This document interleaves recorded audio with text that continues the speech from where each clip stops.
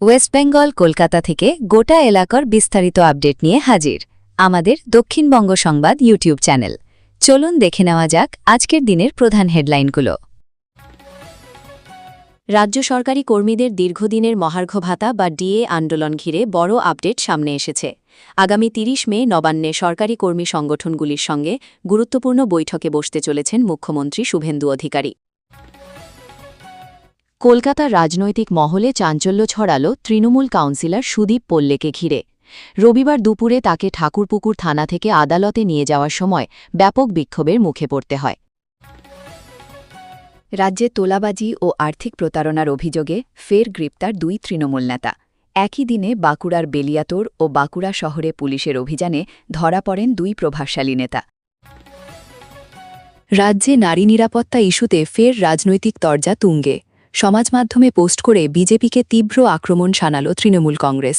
অভিযোগ, নির্বাচনের আগে নারী সুরক্ষার নামে বড় বড় প্রতিশ্রুতি দিলেও নতুন সরকার গঠনের পর বাস্তবে পরিস্থিতির কোনো বদল হয়নি।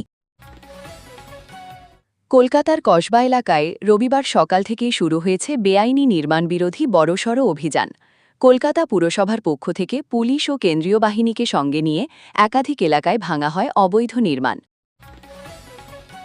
কলকাতা বিশ্ববিদ্যালয়ের বিকম ষষ্ঠ সেমিস্টারের পরীক্ষা ও সর্বভারতীয় সিএমএ পরীক্ষার দিন একসঙ্গে পড়ায় চরম সমস্যায় পড়েছেন বহু কমার্সের পড়ুয়া। ঝাড়গ্রামের এক ঝালমুড়ি বিক্রেতাকে ঘিরে তৈরি হয়েছে নতুন চাঞ্চল্য। অভিযোগ, বিদেশি কোডযুক্ত একটি নম্বর থেকে তার মোবাইলে আসে হুমকিমূলক বার্তা। ঘটনার পর থেকেই এলাকায় বাড়ছে উদ্বেগ এবং শুরু হয়েছে পুলিশের তদন্ত। সরকারি চাকরি পাইয়ে দেওয়ার নাম করে লক্ষ লক্ষ টাকা নেওয়া এবং ভুয়ো নিয়োগপত্র দেওয়ার অভিযোগে চাঞ্চল্য ছড়াল বাঁকুড়ার গঙ্গা জলঘাটিতে। এতক্ষণ শুনলেন প্রধান সংবাদ শিরোনাম। এবার চলুন একে একে জেনে নেওয়া যাক বিস্তারিত খবরগুলো। রাজ্য সরকারি কর্মীদের দীর্ঘদিনের মহার্ঘ ভাতা বা ডিএ আন্দোলন ঘিরে বড় আপডেট সামনে এসেছে। আগামী ৩০ মে নবান্নে সরকারি কর্মী সংগঠনগুলির সঙ্গে গুরুত্বপূর্ণ বৈঠকে বসতে চলেছেন মুখ্যমন্ত্রী শুভেন্দু অধিকারী। প্রশাসনিক সূত্রে খবর, এই বৈঠকে ডিএ বকেয়া, বেতন কাঠামো এবং কর্মচারীদের একাধিক দাবি নিয়ে বিস্তারিত আলোচনা হতে পারে। ইতিমধ্যেই সংগ্রামী যৌথ মঞ্চ, confederation of government employees, unity forum এবং পশ্চিমবঙ্গ সরকারি কর্মচারী পরিষদ সহ একাধিক সংগঠনকে আলোচনায় আমন্ত্রণ জানানো হয়েছে।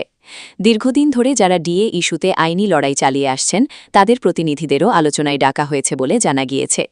রাজনৈতিক মহলের মতে, নতুন সরকার গঠনের পর সরকারি কর্মীদের সঙ্গে সরাসরি বৈঠকে বসার সিদ্ধান্ত যথেষ্ট তাৎপর্যপূর্ণ, কারণ অতীতে এভাবে মুখ্যমন্ত্রী স্তরে সরাসরি আলোচনার নজির খুব একটা দেখা যায়নি। সূত্রের খবর, শুধুমাত্র ডিএ নয়, সপ্তম বেতন কমিশন ও কর্মীদের অন্যান্য সুবিধা নিয়েও আলোচনা হতে পারে। সরকারি কর্মীদের একাংশ আশা করছেন দীর্ঘদিনের জট কাটিয়ে এই বৈঠক থেকে কোনো ইতিবাচক সিদ্ধান্ত সামনে আসতে পারে। যদিও কয়েকটি সংগঠনকে আলোচনায় না ডাকায় কিছু মহলে অসন্তোষও তৈরি হয়েছে। তবে সব মিলিয়ে ৩০ মের এই বৈঠকের দিকে এখন তাকিয়ে রয়েছেন লক্ষ লক্ষ সরকারি কর্মচারী ও পেনশনভোগী।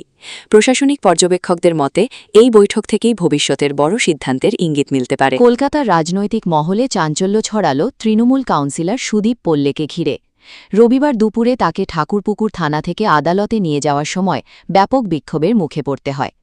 আদালতে তোলার জন্য প্রিজন ভ্যানে তোলার সময় বাইরে জড়ো হওয়া একদল বিক্ষোভকারী চোর চোর স্লোগান দিতে শুরু করেন। অভিযোগ, সেই সময় প্রিজন ভ্যান লক্ষ্য করে ডিম এবং ছেঁড়া জুতোও ছোড়া হয়। ঘটনাস্থলে উত্তেজনা তৈরি হলেও পরিস্থিতি সামাল দেয় পুলিশ। জানা গিয়েছে, ব্যবসায়ীর কাছ থেকে ভয় দেখিয়ে টাকা আদায়ের অভিযোগে শনিবার রাতে গ্রেফতার করা হয় কলকাতা পুরসভার ১২৩ নম্বর ওয়ার্ডের কাউন্সিলর সুদীপ পোল্লেকে। পুলিশ সূত্রে খবর, প্রায় ৫ লক্ষ টাকা তোলাবাজির অভিযোগে তার বিরুদ্ধে মামলা দায়ের হয়েছে। ধৃত কাউন্সিলর কলকাতা পুরসভার ১৬ নম্বর বোরোর চেয়ারম্যান হিসেবেও দায়িত্বে ছিলেন। রাজনৈতিক পর্যবেক্ষকদের মতে, কলকাতায় কোনো কাউন্সিলরকে তোলাবাজির মামলায় গ্রেফতারের ঘটনা যথেষ্ট তাৎপর্যপূর্ণ।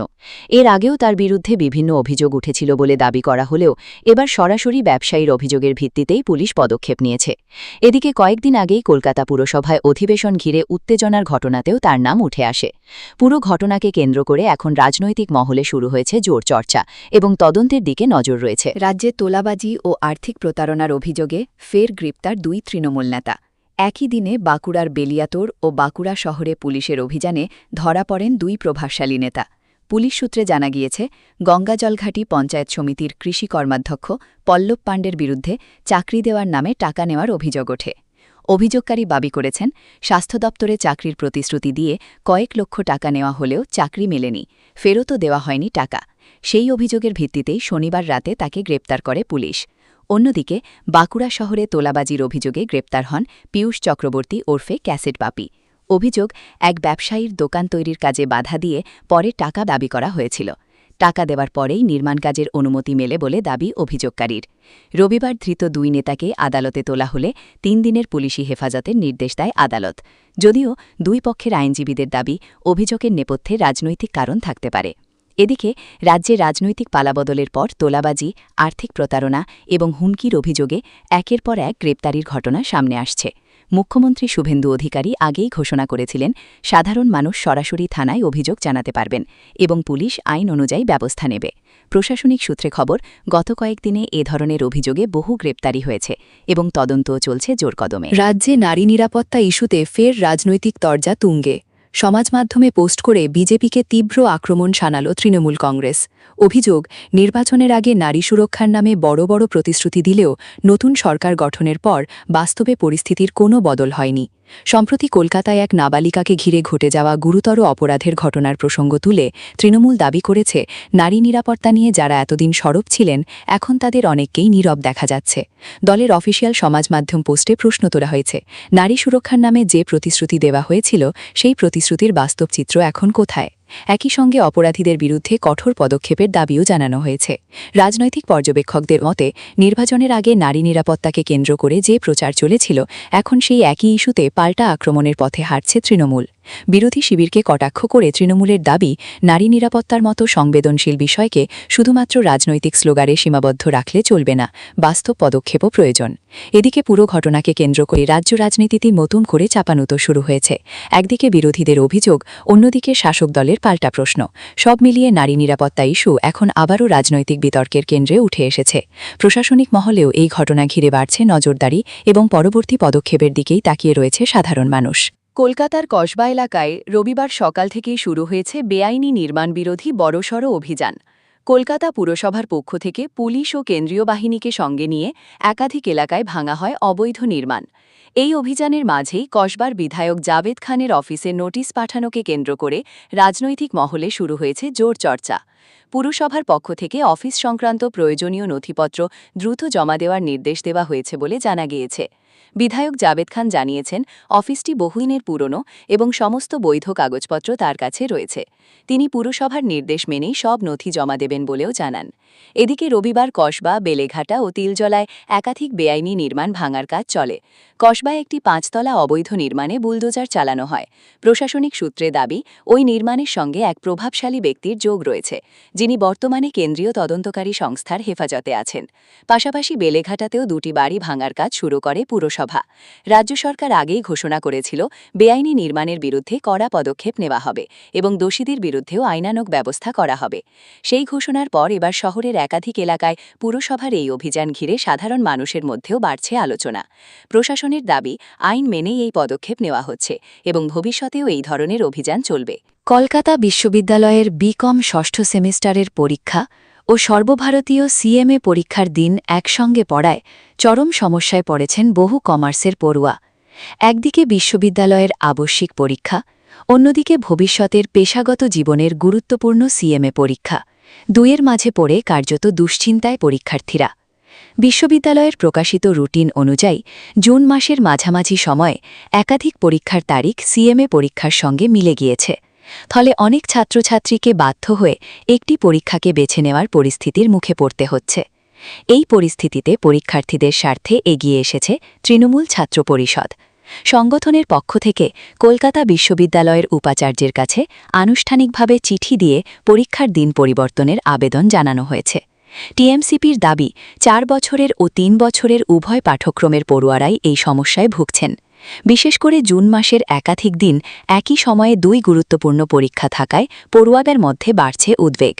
সংগঠনের তরফে জানানো হয়েছে, পড়াশোনা ও ভবিষ্যতের কেরিয়ারের কথা মাথায় রেখেই দ্রুত এই সমস্যার সমাধান করা জরুরি। শিক্ষামহলের একাংশও মনে করছে, পরীক্ষার্থীদের স্বার্থে বিশ্ববিদ্যালয়ের উচিত বিষয়টি গুরুত্ব দিয়ে দেখা। এখন নজর রয়েছে বিশ্ববিদ্যালয় কর্তৃপক্ষের সিদ্ধান্তের দিকে। পরীক্ষার দিন বদল হয় কিনা সেদিকেই তাকিয়ে হাজার হাজার পড়ুয়া ও তাদের পরিবার। ঝাড়গ্রামের এক ঝালমুড়ি বিক্রেতাকে ঘিরে তৈরি হয়েছে নতুন চাঞ্চল্য। অভিযোগ, বিদেশি কোডযুক্ত একটি নম্বর থেকে তার মোবাইলে আসে হুমকিমূলক বার্তা। ঘটনার পর থেকেই এলাকায় বাড়ছে উদ্বেগ এবং শুরু হয়েছে পুলিশের তদন্ত। জানা গিয়েছে, ঝাড়গ্রামের বাসিন্দা বিক্রম সাউ সম্প্রতি একটি ফোন নম্বর থেকে হুমকির বার্তা পান, যেখানে তার দোকানের ক্ষতি করার হুমকি দেওয়া হয়েছে বলে দাবি। বিষয়টি সামনে আসতেই দ্রুত নড়েচড়ে বসে পুলিশ প্রশাসন। ইতিমধ্যেই স্থানীয় থানায় সাধারণ ডায়েরি করা হয়েছে এবং পুরো ঘটনার তদন্ত শুরু হয়েছে। পুলিশ সূত্রে জানা গিয়েছে, যে নম্বর থেকে বার্তা এসেছে তার আন্তর্জাতিক কোড বিদেশি উৎসের ইঙ্গিত দিচ্ছে। তবে তদন্ত শেষ না হওয়া পর্যন্ত কোনো সিদ্ধান্তে পৌঁছতে চাইছে না প্রশাসন। প্রযুক্তির যুগে ভুয়ো নম্বর বা বিভ্রান্তিকর তথ্য ব্যবহার করেও এ ধরনের বার্তা পাঠানো সম্ভব বলেই জানিয়েছেন তদন্তকারীরা। কয়েক মাস আগে নির্বাচনী প্রচারের সময় প্রধানমন্ত্রী নরেন্দ্র মোদীর সঙ্গে ঝালমুড়ি বিক্রেতা বিক্রম সাউয়ের একটি মুহূর্ত সামাজিক মাধ্যমে ভাইরাল হয়েছিল। তারপর থেকেই তিনি এলাকায় পরিচিত মুখ হয়ে ওঠেন। সেই ঘটনার পর এবার এই হুমকির অভিযোগ ঘিরে নতুন করে আলোচনায় ঝাড়গ্রাম। প্রশাসনের দাবি, বিষয়টি অত্যন্ত গুরুত্ব দিয়ে দেখা হচ্ছে এবং তদন্তের মাধ্যমে প্রকৃত সত্য সামনে আনার চেষ্টা চলছে। পুরো ঘটনাকে ঘিরে এলাকায় তৈরি হয়েছে ব্যাপক কৌতূহল। সরকারি চাকরি পাইয়ে দেওয়ার নাম করে লক্ষ লক্ষ টাকা নেওয়া এবং ভুয়ো নিয়োগপত্র দেওয়ার অভিযোগে চাঞ্চল্য ছড়াল বাঁকুড়ার গঙ্গা জলঘাটিতে। এই ঘটনায় গ্রেফতার করা হয়েছে পঞ্চায়েত সমিতির এক পদাধিকারী ও তৃণমূল নেতা পল্লব পাণ্ডেকে। অভিযোগ, এক যুবককে সরকারি চাকরির প্রতিশ্রুতি দিয়ে ধাপে ধাপে কয়েক লক্ষ টাকা নেওয়া হয়। পরে তার হাতে একটি নিয়োগপত্র তুলে দেওয়া হলেও সেটি পরে ভুয়ো বলে প্রমাণিত হয়। পরিবার সূত্রে দাবি, চাকরির আশায় ধার দেনা করে টাকা জোগাড় করা হয়েছিল। এমনকি ওই যুবককে একটি দপ্তরে কাজে যোগ দিতেও বলা হয়। কিন্তু কয়েকদিন পর নথি যাচাইয়ের সময় নিয়োগপত্র জাল বলে ধরা পড়ে এবং চাকরিও চলে যায়। এরপরই পুলিশের দ্বারস্থ হয় পরিবার। অভিযোগের ভিত্তিতে তদন্তে নেমে পুলিশ অভিযুক্ত নেতাকে গ্রেফতার করে আদালতে তোলে। আদালত তাকে পুলিশ হেফাজতের নির্দেশ দিয়েছে। তদন্তকারীরা এখন খতিয়ে দেখছেন এই ঘটনার সঙ্গে আরও কেউ জড়িত রয়েছে কিনা এবং কিভাবে ভুয়ো নথি তৈরি করা হয়েছিল। অন্যদিকে একই দিনে বাঁকুড়া শহর থেকেও এক তৃণমূল নেতাকে গ্রেফতার করা হয়েছে তোলাবাজি ও ভয় দেখিয়ে টাকা আদায়ের অভিযোগে। সব মিলিয়ে একাধিক অভিযোগ ঘিরে রাজনৈতিক মহলে শুরু হয়েছে জোর আলোচনা। প্রশাসনের দাবি, অভিযোগের ভিত্তিতে আইন অনুযায়ী পদক্ষেপ নেওয়া হচ্ছে এবং পুরো ঘটনার নিরপেক্ষ তদন্ত চলবে।